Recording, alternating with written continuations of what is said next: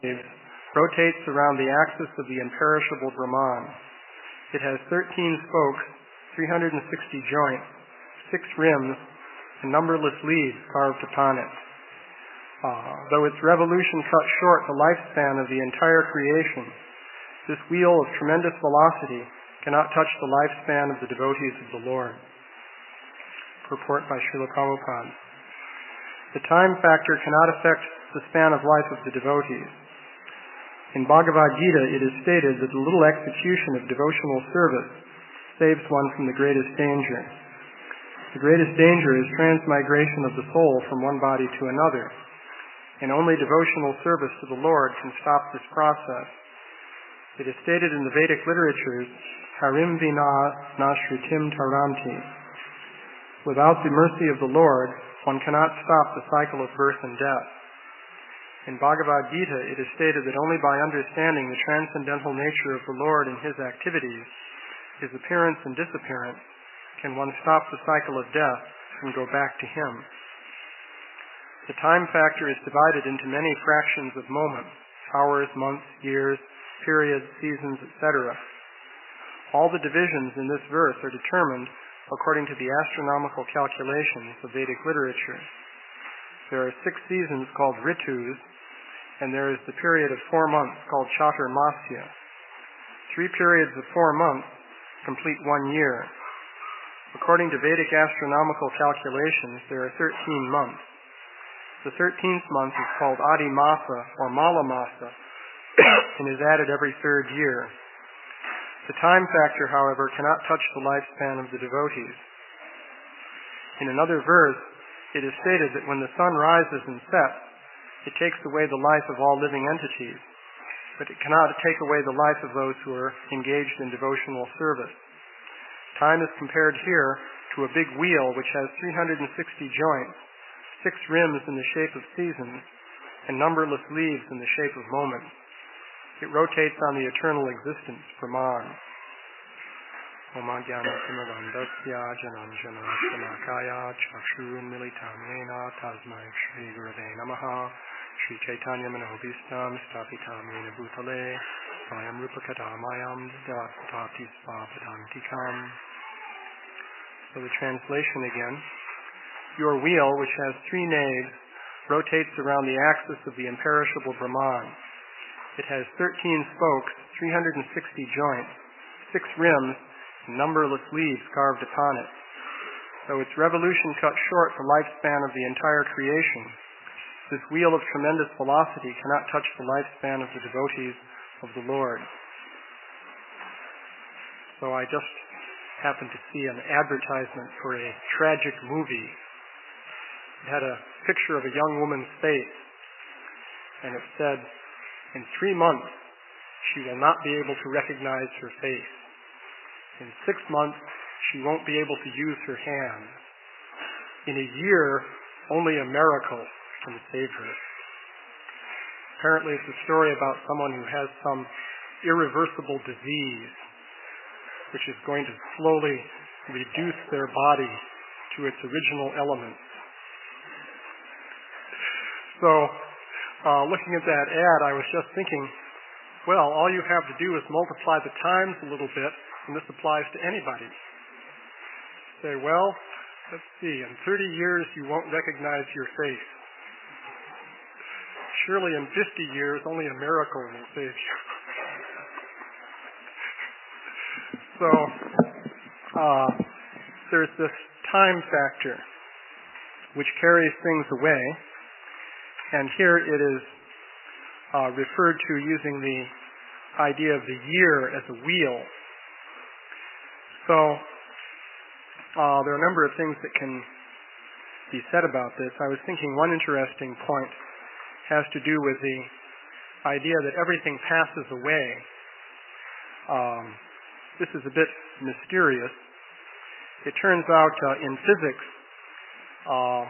if you look at the basic equations the physicists have governing matter, it turns out that they're time reversible, which means that you can run everything backwards. And that means, in one sense, nothing ever passes away. according to those equations. It's a bit of a paradoxical situation which caused quite a bit of controversy in physics, because we see that things do pass away. But if the fundamental equations of physics say that things don't pass away, well, what's going on there? And it turns out if you look into it, a lot of issues come into play, because what happens is, according to the laws of physics, large-scale structures that you can see, such as what you see in this room, people's bodies and the structure of the room and so forth, these are gradually transformed into submicroscopic patterns in the course of time. So that means that in one sense, they never pass away because they continue to exist on a submicroscopic level. But on the other hand, they do pass away in the sense that obviously when a pattern becomes submicroscopic, it's no longer part of our experience. So things are continually going out of large-scale existence and into submicroscopic existence. But since the equations of physics are time-reversible, that means the opposite thing has to be happening. So things must be continually passing from submicroscopic state of existence up to a large-scale state. And that includes everything that we see. So that's an implication of physics, but it's interesting to see that actually that's not accepted. Because no one is accepting that, for example, the pattern that represents you, let's say 100 years ago, existed on a submicroscopic level, and now it's just become manifest.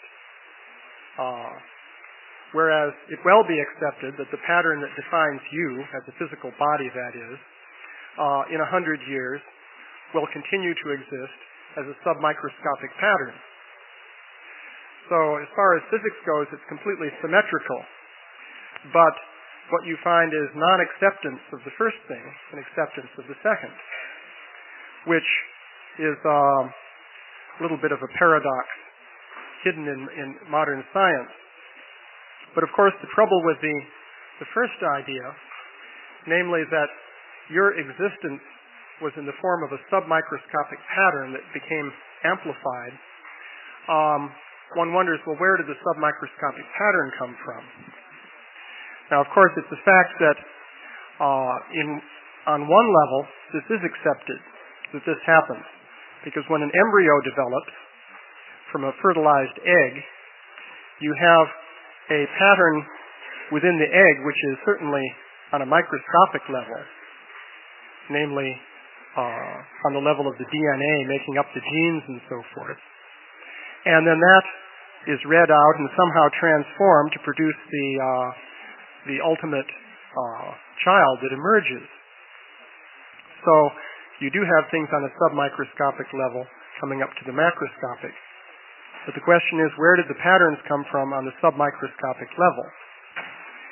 And if you look at this picture of physics objectively, you'll see that what you ultimately would have to conclude is that either it was there from eternity on a submicroscopic level, or else some other agency had to insert it at some point. And that would be a process of creation, which is a little bit of a problem from the modern scientific perspective. But anyway, what you do find is that there's a symmetry as far as physics goes between creation and annihilation. And curiously enough, in Vedic literature, you also have a symmetry between creation and annihilation in the material cosmos. And then in the spiritual world, you don't have either of those principles. You just have everything eternally existing.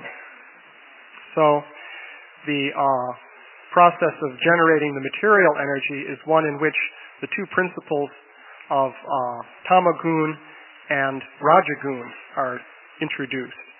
Tamagun is the principle that destroys everything and breaks everything down, and rajagun is the principle of creation that builds everything up. And these are sort of two sides of the same coin.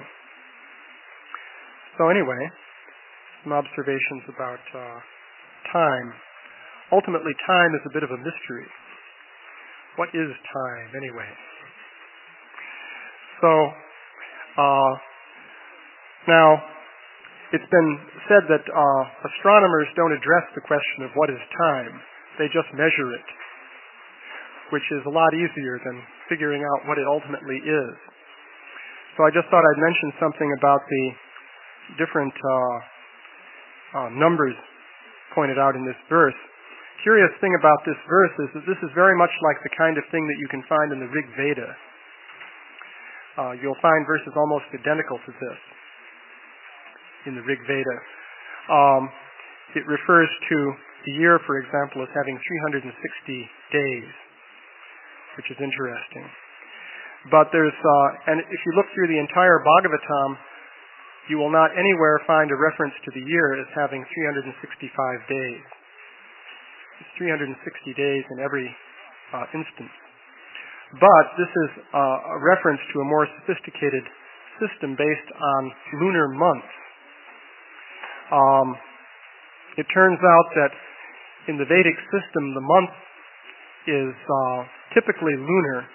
There are some solar month systems also. But a lunar month is determined by the phases of the moon. And it can go from full moon to full moon. In our calendar, that's how the months are measured.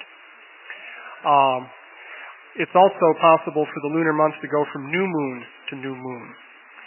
So if it goes from new moon to new moon, that's called Amanta, and full moon to full moon is called Purnimanta.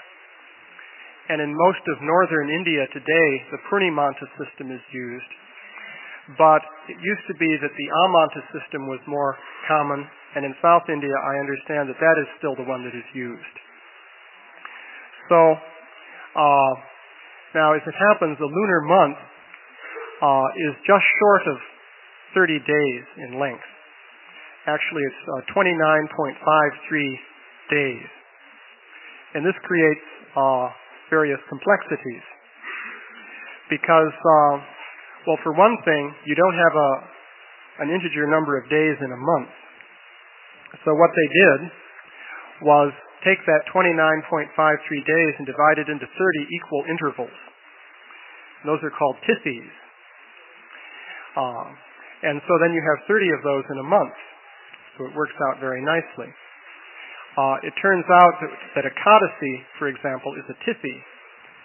Ekadasi is not an ordinary 24-hour day, but it's one of these 30th of a month divisions. So now, as it turns out, if you have 12 months, which are about 29-point-something days, you see that doesn't come out even to 360 days. It comes out a little bit short of 360. So what do you do? Well, Śrīla Prabhupāda is pointing out here what in fact is done. It turns out you come about 10 days short, and so in 3 years you're about 30 days short, so you add another month, and that's an Adi Masa. That's the 13th month that's being referred to in this verse. And it turns out that there are fairly sophisticated calculations for doing that. Now, I was looking into that, and there's an interesting story there having to do with the beginning of Kali Yuga. Now, we say that Kali Yuga began 5,000 years ago, but in fact, there's an exact date that Kali Yuga began on February 18th, 3102 BC. AM. Let me be more exact. Kali Yuga began at 12 o'clock in the morning on February 18th, 3102 BC. Now, this isn't like the Bishop of Usher calculating when the creation occurred, which was 4004 BC. It turns out you can find out what Vedic month that date corresponds to. And, in fact, if you go back in time and consider all the Adi Masas and so forth, going back to that date, you find that that date is the first of Chaitra in 3102 BC, which is interesting because there are different systems also in India for the beginning of the year. And Śrīla Prabhupāda alludes to that here. Pretty much the system we follow, although we don't really talk about it much, is the one in which Margashirsha is the beginning of the year. That's the next month after Kartik. In other words, Kartik ends the year, and then it begins again with Margashirsha. But another system is it begins with Chaitra. So Kali Yuga then begins on the 1st of Chaitra, which is appropriate. Now the interesting thing is, astronomically, it's also quite true. If you look at that date, 1st of Chaitra, 3102 BC, you'll find that that's a new moon day. In fact, on that date, the sun and the moon are precisely lined up, which means it's a new moon.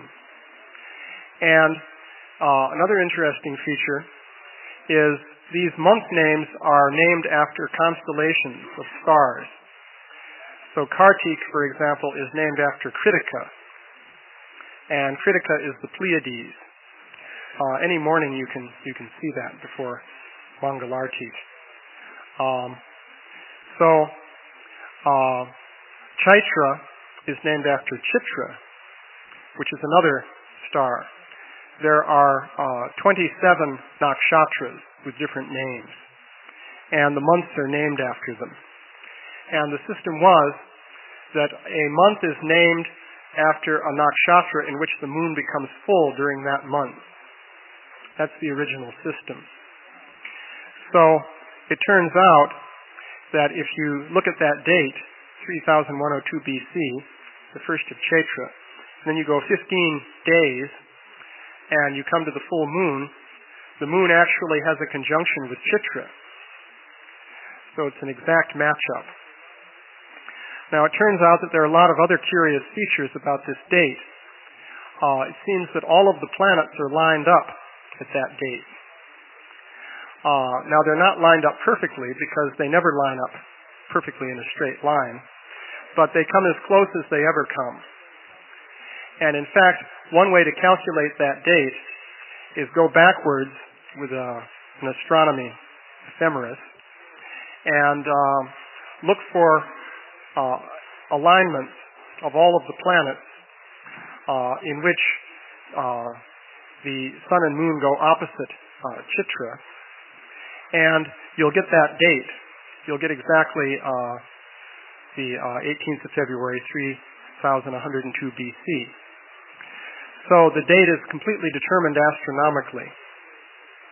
And another curious thing about it is if you look at Uranus, Neptune, and Pluto, which supposedly weren't even known prior to 100 years ago, you'll find that they're lined up at that date also. So that's just a little bit about the Kali Yuga date. Of course, the idea is that that's a change of yugas, so everything lines up as a new starting point at that time. That's the concept behind it. So when we say that Krishna's pastimes and so on took place 5,000 years ago, you can make a much more precise statement, as it turns out. There's a lot more to that than meets the eye. So, yeah. So, I'll stop there. Are there any questions? Yeah?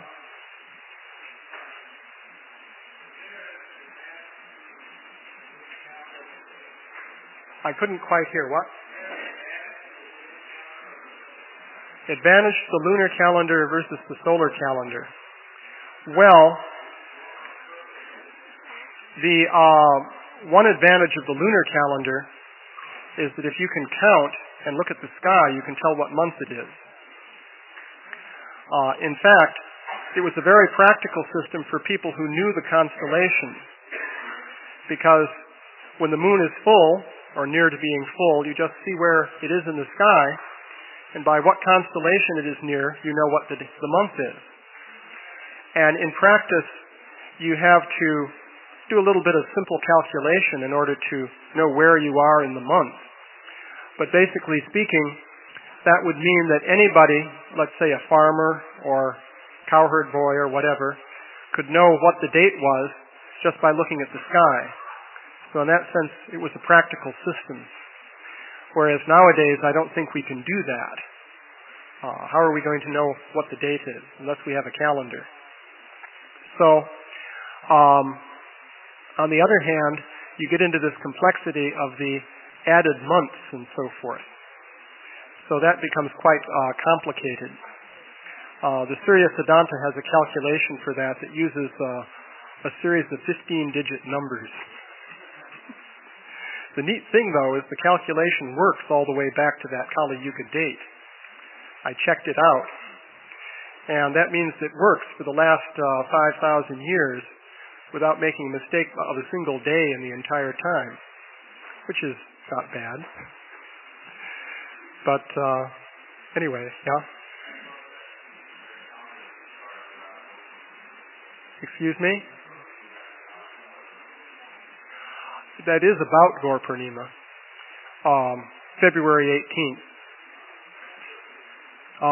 You see there's a gradual shifting of things as the centuries go by. But, yeah, that's about Gaur Purnima time, roughly speaking. Excuse me?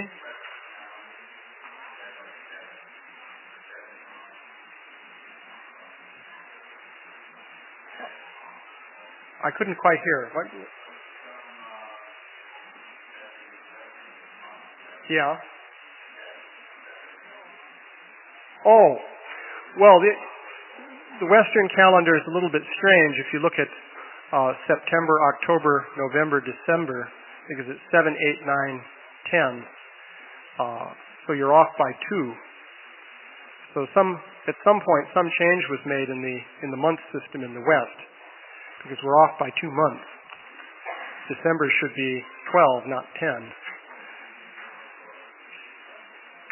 It's hard to say. The Western calendar is solar, of course. In India, they also have a solar system. The date given for Lord Chaitanya's birth that Bhaktivinoda Thakur gave is based on solar months. Because what was it, 23rd of Falgun, something like that? It's not a lunar month, that's a solar month. In the solar month, you just take the 365 and a quarter days and divide them into 12 equal units. So then that has nothing to do with the moon, necessarily. The moon can land anywhere, a full moon can land anywhere in a solar month. But in one sense, it's easier as far as the year is concerned. Murli Vadaka?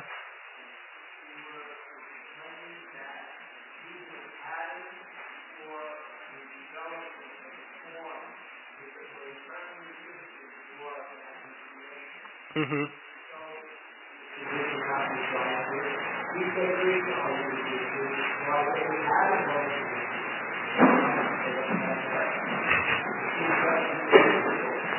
Well, it's a rather helter-skelter theory if you think about it, because it means that just like everything that you have in this room, all the people in it, all the detailed features of them, would be stored up, let's say, 1 million years ago in the form of tiny situations in the position of atoms. So all that would have to be encoded in that way. In such a way then as time passes, that information comes out and finally becomes manifest to form the patterns of people and so on that you see in this room. So it's just like a completely ununified catalog of information. You just have to say that all that data is just there. And it was there 1 million years ago because it was there 1,000,001 years ago. And that's because it was there 1,000,002 years ago, and so on ad infinitum. So there's something a little bit unsatisfactory about that. You could call that the chaotic catalog theory. But The Krishna theory means you have to go beyond atoms and numbers and so forth and describe something that's essentially unified. Of course, a lot of scientists will jump ship immediately as soon as you start saying something like that. But the idea is that you have an eternally existing source that has unity and harmony in it, whereas this chaotic catalog just has this little bit of information and that little bit of unrelated information and so on, just there somehow.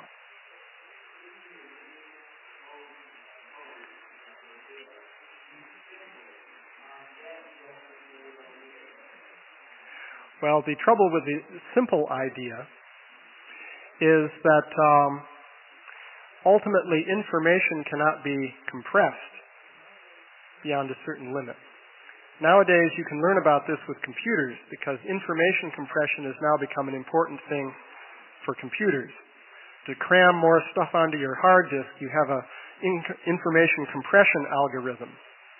Now, the trouble is if you compress it too much, you can't get it back. It's like what I was saying about reversible and irreversible transformations.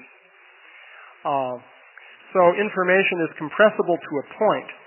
And then if you compress it more, then you lose information. So if you say everything was simple, that would imply unlimited compressibility of information. But is that possible? Such a thing hasn't been demonstrated, and there's very good evidence against it. So information theory goes against Darwin's theory of evolution. Or what it amounts to is, it says Darwin's theory of evolution ultimately depends on pure chance. All the talk about physical processes of selection and so on really misses the essence of the thing. The essence of it is pure chance. Yeah?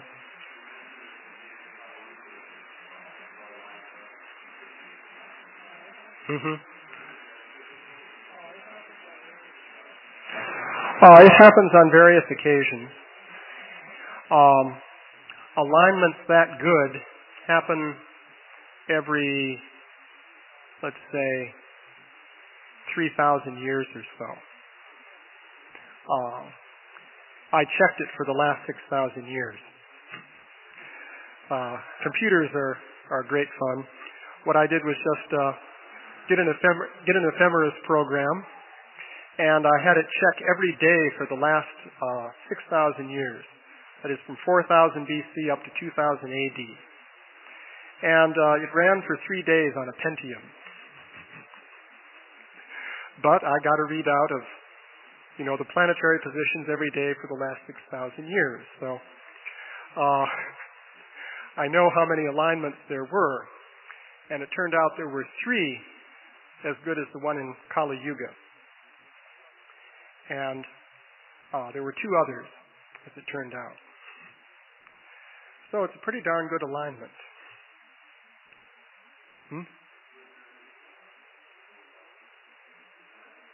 Events with the others? With the other dates? Well, you see, the trouble with that question is that history is full of disasters. Practically any year you can think of, something horrible happens. So it's hard to say, but the 2 other dates, one of them was about 1500 BC and the other one was about 1000 BC. So, yeah, they came close together, but those were the only ones. There were none in the AD period, curiously.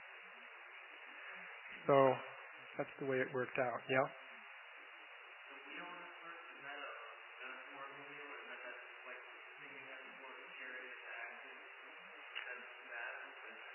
That's a metaphorical wheel too.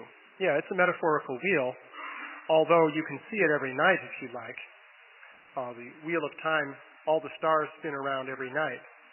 You can say the Big Dipper is like the hand of a clock, because the Big Dipper it's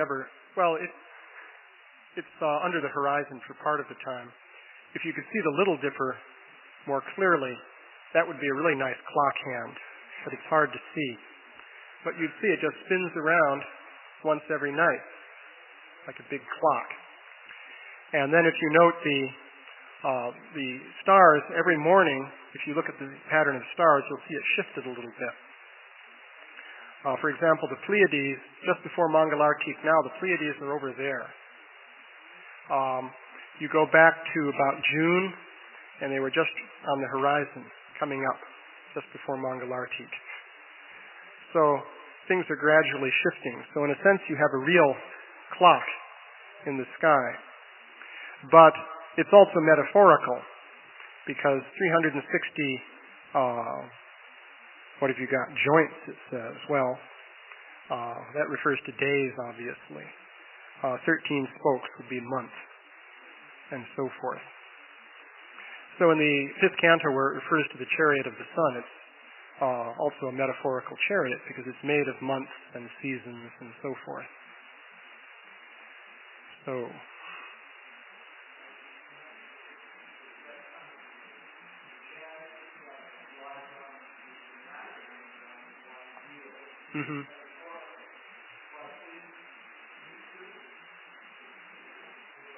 Pritu, Priyavrata, right.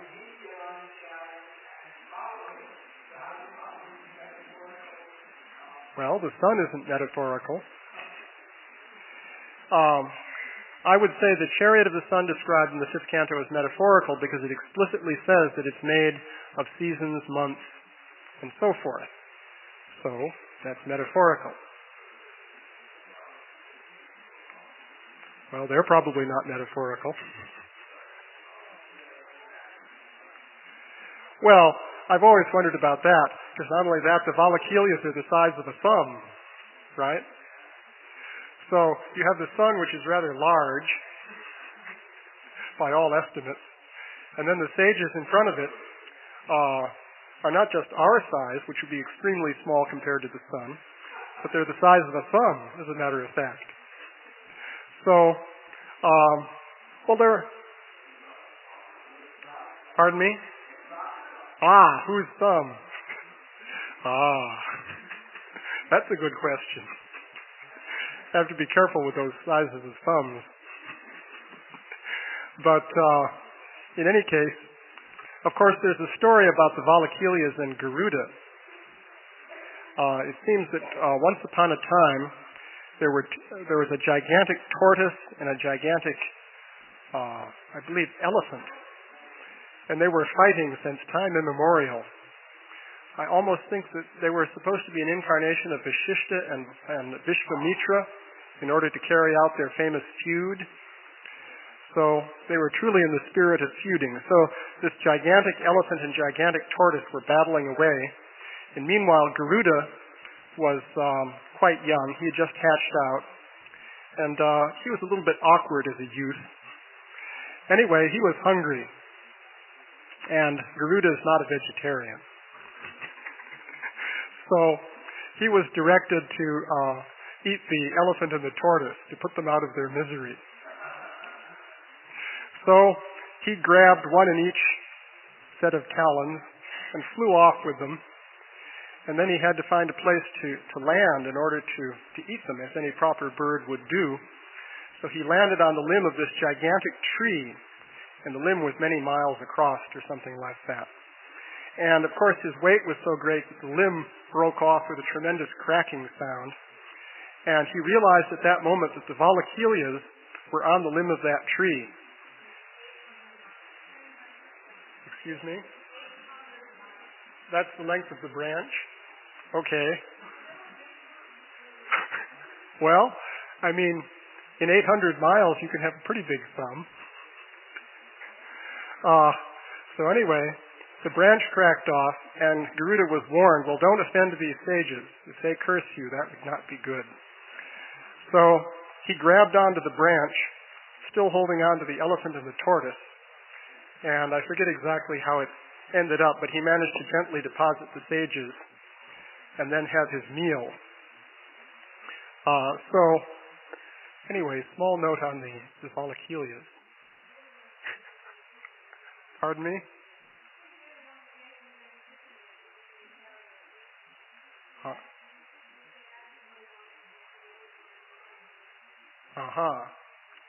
Well, Anyway, so I'll go to Śrīla Prabhupāda.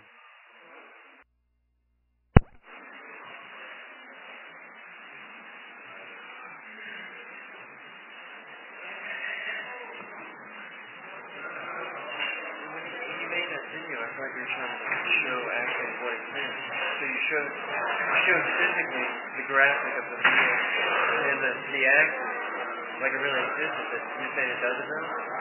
See, that's what I'm saying, like, why did you make that? Because I thought you were going to show us the physical makeup of the unit on a different dimension. You have to see what I did in the video. Because you see, the contrary, the reason I say it's metaphorical is it's described. So you're saying that seasons and days. Yeah. And it doesn't say Brahmanda is metaphorical. Brahmanda? Brahmanda.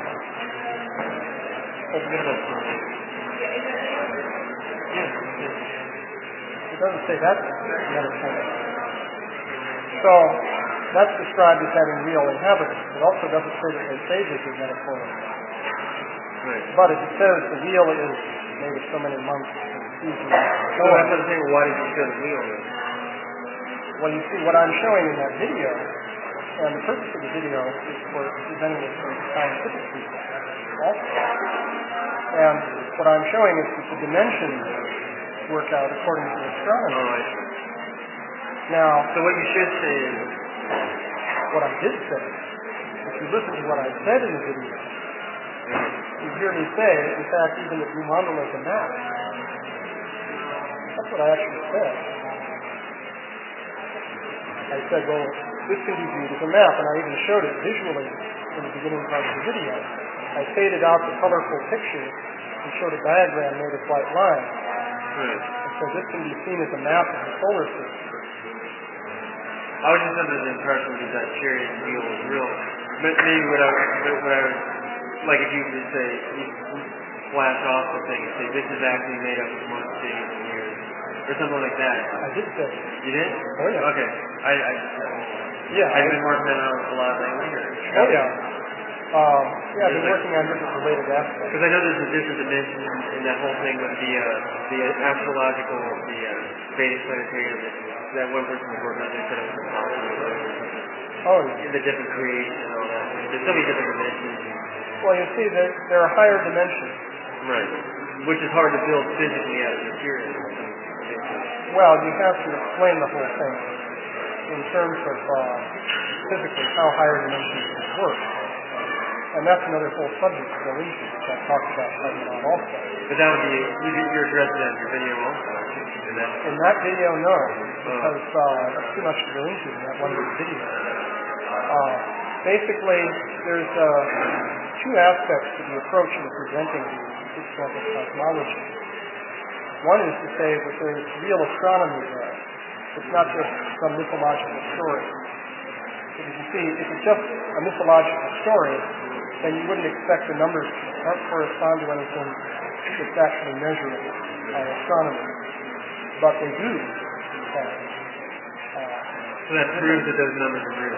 Well, that's your point. My point is it proves that whoever came up with it really knew something about science as we have it today. In other words, we're not just dealing with a mythological story. My point is, even an astronomer of today would have to agree that there's something really scientific in the fifth canto. And that's a big admission to make in the beginning. Because the standard response to something like the fifth canto would be that this is just poetry made up by some totally unscientific person. But my point is, no, there's real astronomy there. So that's the first point. Now, once that is accepted, then the point I'm going to make is that there are higher dimensions being described here also. So that's why we don't literally see all that cosmic geography. Of the big tree and all that stuff. Yeah, well, where is the tree? Where is the tree with the branch 800 miles long? Yeah, that was the thing we were showing, wasn't it? Right. But you know what Thompson is? Flying around in it. Is that while we're calling it not but it kind of a little over flew over you. Everything up there is up. Yeah. Well, it's kind of just to say that well, is there plane routes through where Mount Mayor is supposed to be? Are there plane routes through where Mount Mayor is supposed to be? Like, what? How? no plane routes through there. See, that's what I'm saying. That's another argument. yeah, it's probably just traditional that we've got this crown because it's all in terms of 80 miles high. Wow, that's great. Oh, you said that too, right?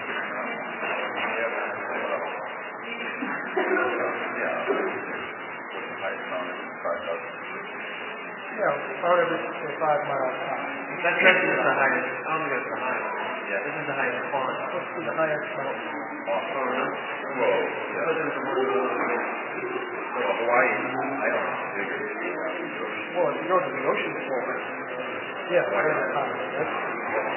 Or you can, I think Aconcagua in South America, Bolivia, someplace like that, is higher if you take into account the equatorial bulge of the Earth down close to the equator. It's actually higher from the center of the Earth, measured out in every country. Technicality. So my point was, like, the things that exist at Mount Mayor is not a myth. It actually exists on some point. Right. That was in the chariot desert. Well, they say that the chariot is created. Like, is there some guy actually taking it and driving the sun? A moon. I was there, I always remember Don's problem. That's his problem. Yeah. Oh, that kind of problem. Yeah, well, I'm using higher dimension as the culture. That works better. Peter Martin around the whole arcade. Try to figure this out.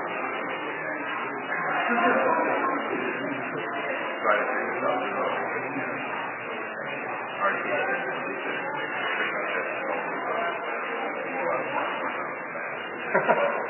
Arcade is one problem. What map are you working with? Before that, probably What who was trying to make the game for this?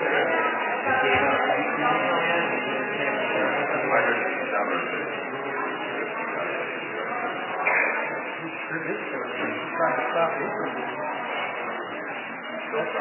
That's the issue of the whole. That's the risk. Well, there is that one conversation where Prabhu kept talking about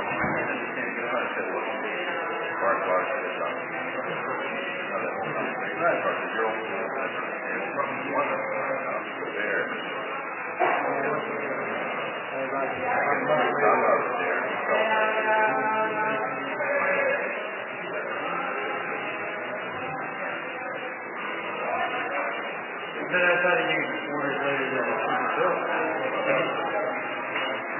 Prabhupāda knows it should be done. They kept That's why they were asking him about it. That's why he was working the drawing. I know, but Sudama, they are small. I remember walking out from that conversation, and I said, hey, I can reach for a piano part for this to such and such, and probably there's that different part. But he just said they were subtle, so how can we say that,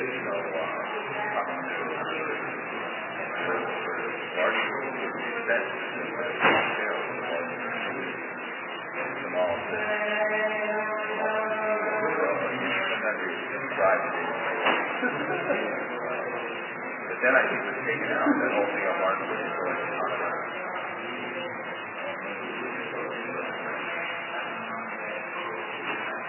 When the correction is ever made, that's bad. No correction is made.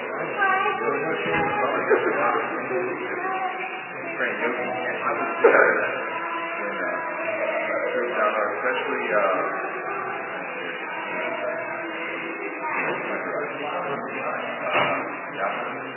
they were good at reading and translation. Probably one of the translations. Finally, the guy was doing it with this thing. My God.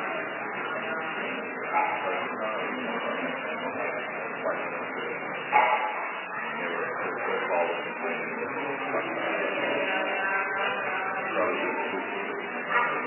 So anxious about the translation. And what kind of mistake? I'm just pointing out how they probably did it. Saying that it's only, I'm saying it's really looking like $100 on this. And it never ends. But you're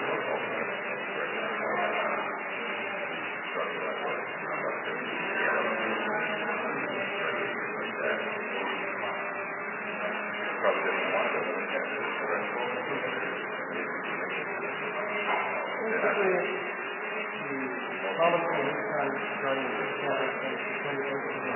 I always remember this guy after he came to LA in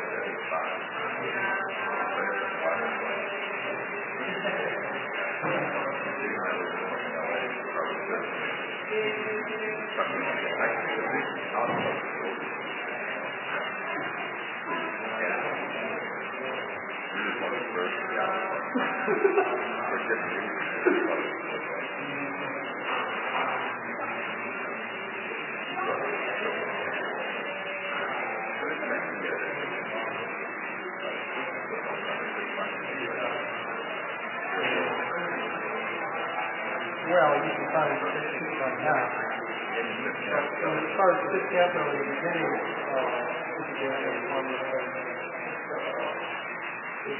he described the other fully as Right. he doesn't say that what I'm about to tell you is he was a wonder why saying it.